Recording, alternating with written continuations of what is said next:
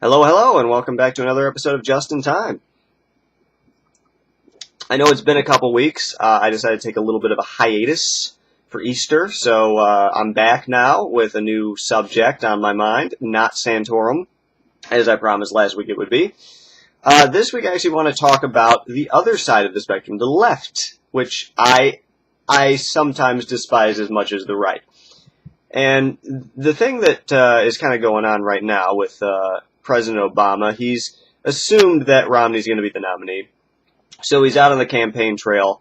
And the main issue he's trying to, sell to the American people right now is the new tax code, what he calls the Buffett Rule. And it's named for the billionaire and good friend of the president, Warren Buffett, who's a big liberal donor to the Democratic issues and special interest groups. And his whole crusade, and this is Buffett, not just Obama, but Buffett himself is crusading for this, is that he should be paying a higher tax rate because he's so wealthy. And Obama is going around saying that this is true. And he's giving the example, which, seems like a vast injustice, is that Buffett's secretary, who makes a lot less than Buffett, obviously, Buffett's a billionaire, he's billions and billions of dollars, that Buffett's secretary pays a higher tax rate than Warren Buffett himself. Now that does seem unfair, doesn't it? It is probably a little unfair. But I think for different reasons. I'll get to that in a second. And then it turns out today, the AP released a news story that Barack Obama pays a lower tax rate than his secretaries, who also make less money than he does. And Obama is not quite a billionaire material, but he is a millionaire, not just from, his years as a community organizer and as president and senator, of course, in between those times, but from selling a lot of his books. He's made millions and millions of dollars. He's got quite a lot of money. Not quite as much as Buffett, but he's got a lot of money. He's certainly much more well off than we are. Talking about me and probably my audience. I don't know, there might be a rich guy in the audience. If so, send me money, please. Dear God, I was really counting on that lottery ticket and it didn't work. I need money. Thank you. If there's no rich person on my audience, then, oh well. What are you going to do? Gotta try, right? But, back to the issue at hand. Should rich people, and rich being a kind of more, I think, a relative term, I don't think you can say, this is the exact spot where you become rich. And if you're $1 less, you're not rich. You can't do that. It's richer or poorer. I think it is relative. It's not, compared to some people, I would be richer than them. And that would make me rich in comparison to, let's say, an Ethiopian. Somebody starving on the streets in Ethiopia. I'm sitting good. I got a nice Coke. I got, it's not bad, right? I'm still lower middle class. I still, work 20 hours a week. I'm part-time, going to school, trying to pay that off, mainly with FAFSA money, trying to pay for my books, definitely. So, I'm lower middle class. I'm not, I wasn't born with a silver spoon in my mouth. So, compared to a lot of people in this country, I'm poor. But compared to a lot of people in, let's say, other countries, I'm rich. So I think it's more of a relative term. But according to Obama, you can put an exact number on it, specific dollar sign, and they should have to pay a higher tax rate than everyone else, according to him. Now, currently they pay a lower tax rate. So, that was the Bush tax cut. And it seems intuitively, you think, if they make more money, they should pay more money to the government, shouldn't they? They should pay more taxes. They should share more of the burden. Well, there are a few things wrong with that. And there's just one hypocrisy I want to get out. It never fails to every time I see this story about Buffett and now Obama, it just pops in my mind. I'm like, just logic. I don't know. Two things. One, why don't Obama and Buffett send more money to the United States Treasury every time they fill out their taxes if they really feel they need to be paying more money? They can do it. It's not against the law. If you want to write a check out to the United States Treasury and say, hey, I'm sending in some more money, $1 billion. Buffett, you can send $1 billion to the United States Treasury right now. That would help pay down the national debt. A little bit. Not a lot, but a little bit. So, why not do that? And why can't Obama's the president? He's going around talking about how the national debt is, we're careening off this debt cliff, which we are, about to end up like Europe, riots in the street because the checks aren't going out. Why doesn't he pay more money in? He's perfectly free to do it, but no. They don't put their money where their mouth is. And the second thing that strikes me as weird, why doesn't Buffett and Obama, or why don't Buffett and Obama, I'm not sure the grammatically correct term there, why don't they pay their secretaries more money? Well, Buffett's got billions of dollars. Obama's got millions. They could pay their secretaries a lot more money. And then they could enter that bracket where they pay less in taxes. It's actually not that high of a bracket. I think it's like $250,000 a year. That's it. It's not that high. I mean, how little are they paying their secretaries? So it strikes me as kind of like the situation that they have themselves made possible. If they had simply just paid their secretaries more money, or send in the money themselves, they wouldn't be making this argument. But they are. But let's, that aside, the hypocrisy aside, let's look at the merits of the argument. Should people who make more money pay more, taxes to the federal government every year as a result of making more money? Well, I think it's important to note that most rich people in this country, and I'm not talking about people who like AIG who are making their money off of being cozy with the government and illegitimate ways. They basically own taxpayer money now. They got our money in the bailouts. I'm talking about the majority of entrepreneurs and American businessmen who get rich all the time by selling good products and good services to Americans. And we reward them with money. I'm talking like Steve Jobs. Steve Jobs is a perfect example of a guy who went out there, had talent, sold some computers, and in exchange, we decided to give him money for Apple computers. I don't have an Apple computer, but I do have an iPod, and I'm hoping to get an iPad at some point. So I even helped out in that. Well, it was actually a Christmas gift, so I guess it was my mom who did that. But anyways, point is, we rewarded him with money. It's his money. In exchange for his service, we gave him that money. Why doesn't he have the right to keep the fruits of his labor? It was a voluntary exchange. It was perfectly legitimate. He didn't steal anything. He didn't lie to us about the product. Apple's probably the best product around.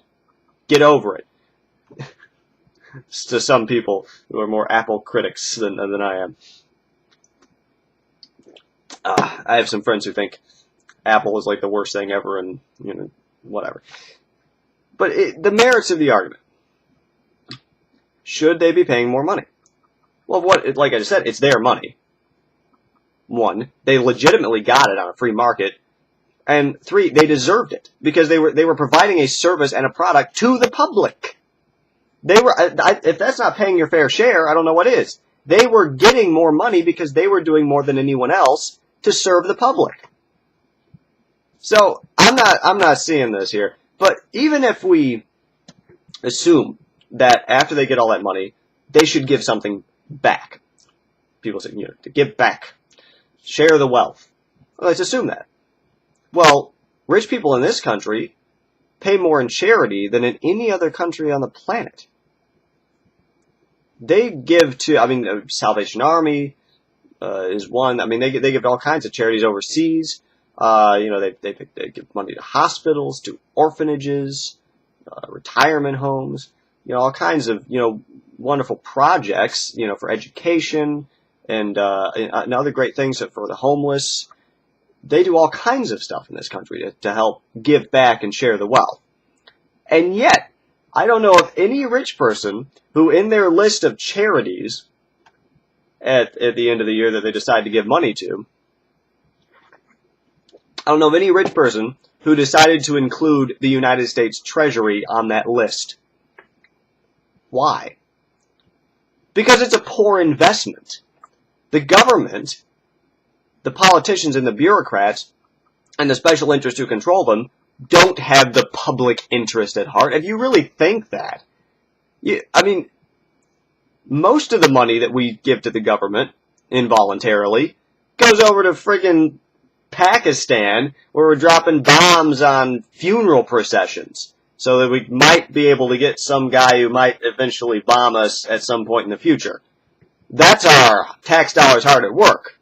Not going to feed the homeless, and even if it is going to feed the homeless, because it's being driven by politics and bureaucrats, it's going to go to poor use. It's terribly mismanaged at the government level, especially at the federal government level. So whenever, people are making out their charity lists, they don't go, United States Treasury, they'll definitely spend the money wisely. Of course not. Of course not. So what we shouldn't do is conflate sharing the wealth or giving back to society, even if you believe in such a thing, that that's necessary. We shouldn't conflate that with government action, with giving money to the government. What's my solution then? Well, if we're talking about tax rates, instead of making tax rates for the rich higher, why don't we make tax rates for those who make less money lower?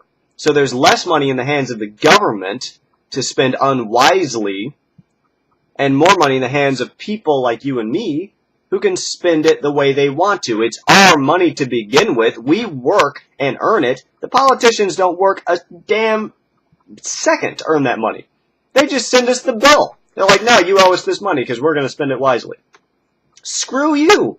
We work for that money.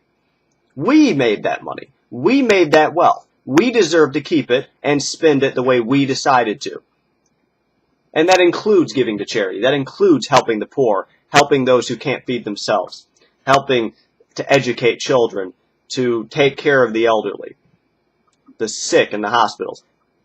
We can spend that money a lot better than you can. And we won't be spending any of it to go bomb Ahmed in Waziristan. Okay?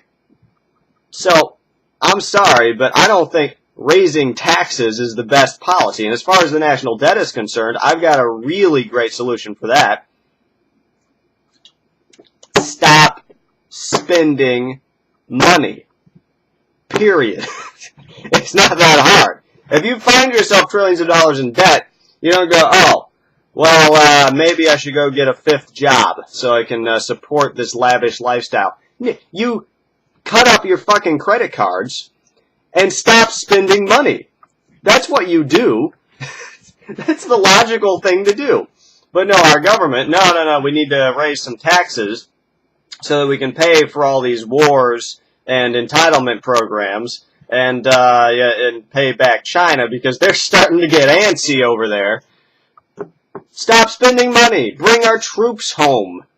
You could at least, you could fund the entitlement programs for another 50 years out of the money we spend going and invading the next Middle Eastern country. Instead of invading Iran, let's pay off Social Security. That sounds like a wonderful idea. And then let's phase the program out so people can take care of themselves and invest privately for their own retirement so that politicians don't raid the trust fund every time they need to bomb another fucking country. I swear to God. It's just logic. It's just logic, people. And tax rates aside, maybe we should just get rid of the income tax entirely. The 16th Amendment is not set in stone. You can repeal it with another amendment, just like we repealed the 18th Amendment, Prohibition. We can repeal it. Because I don't understand how the government can say, when you go to work, we already own a portion of your labor. We're going to withhold that from you. And even if they give it back to you, which they generally do, for me, not. I actually owe the government money this year. But when they give it back to you, it's basically they're taking out an interest-free loan from you. Other people who loan out to the government get interest back, like China. If they ever do get it back, they have interest on that shit. We don't have any interest on our money that we loan to them.